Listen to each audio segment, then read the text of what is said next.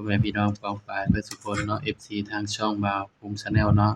มื้อนี้บ่าวภูมิก็สิมาตามแนวทางพี่น้องเนาะสำหรับรัฐบาลเนาะพี่น้องเนาะของงวดวันที่2มกราเนาะพี่น้องเนาะงวดแรกของปีเด้อครับเด้อก็มาเบิ่งนำกันเนาะสำหรับงวดแรกของปีเนาะสิได้เด่นตัวใดเนาะพี่น้องเนาะสำหรับงวดแรกของปีเนาะออกตรงกับวันศุกร์นี่เนาะพี่น้องวันที่2วันศุกร์เนาะสุดสรุปเนาะพี่น้องเนาะเดี๋ยวบ่าวสิสรุปให้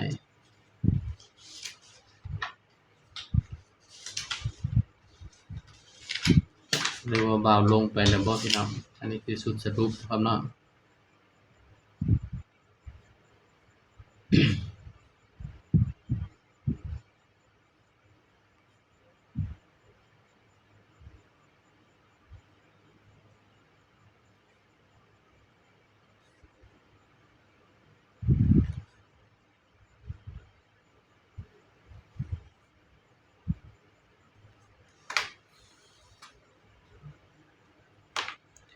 นี่คือสุดสรุปเด้อพี่น้องเด้อย้ำว่า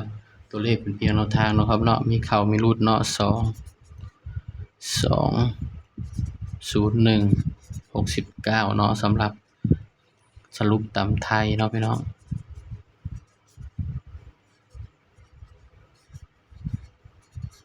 ลายมืออาจสิบ่งามเด้อพี่น้องเด้อบ่าวเป็นคนที่เขียนบ่งามเนาะสรุปตามไทย024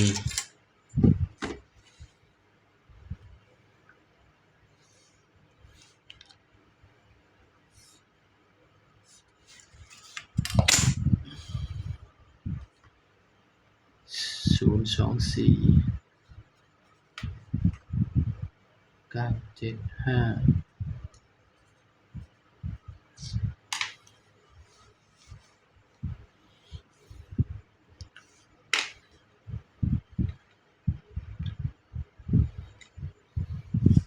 สำหรับเด่นเนาะสูตรสรุปเด่น4กับ9เด้อพี่น้องเด้อนี่สำหรับตัวเด่นให้เด่น4กับ9เนาะนี่คือสูตรสรุปเด้อพี่น้องเด้อเด่น4กับ9เนาะ975 024บาดนี้ก็มาจับคู่นำกันเลยเนาะพี่น้องเนาะสำหรับ4เนาะก็สิมีอยู่40 42 47แล้วก็45นำเนาะ45 9บัดนี้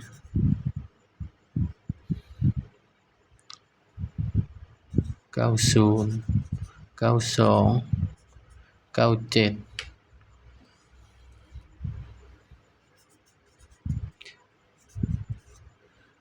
หลายคู่นี่เด้อพี่น้องสรุปก็คือบ่สรุปเนาะนี่สำหรับแนวทางเขาเนาะงวดวันที่2เนาะงวดแรกของปีเนาะพี่น้องเนาะเพราะฉะนั้นก็พี่น้องก็เอาไปพิจารณาเบิ่งเด้อพี่น้องเด้อนี่บ่าวก็ลงให้เพื่อเป็นแนวทางเท่านั้นเนาะพี่น้องเนาะสำหรับแนวทางเฮาย้ำว่าตัวเลขก็เป็นเพียงแนวทางเนาะครับเนาะมีเข้ามีหลุดพี่น้องมักก็ตามบ่มักก็เลื่อนผ่านเนาะครับเนาะบ่าวก็ให้เพื่อเป็นแนวทางเนาะสำหรับสายรูดก็ให้รูด4เด้อพี่น้องสำหรับคลิปนี้เนาะก็ฝากพ่อแม่พี่น้องป้องปายเนาะช่วยกดไลค์กดแชร์กดติดตามช่องบ่าวภูมิ Channel นี่เด้อพี่น้องเด้อนี่คือสรุปเนาะของขนมไทยเนาะพี่น้องเนาะก็ขอให้ปังๆครับผมสำหรับคลิปนี้ก็สวัสดีครับ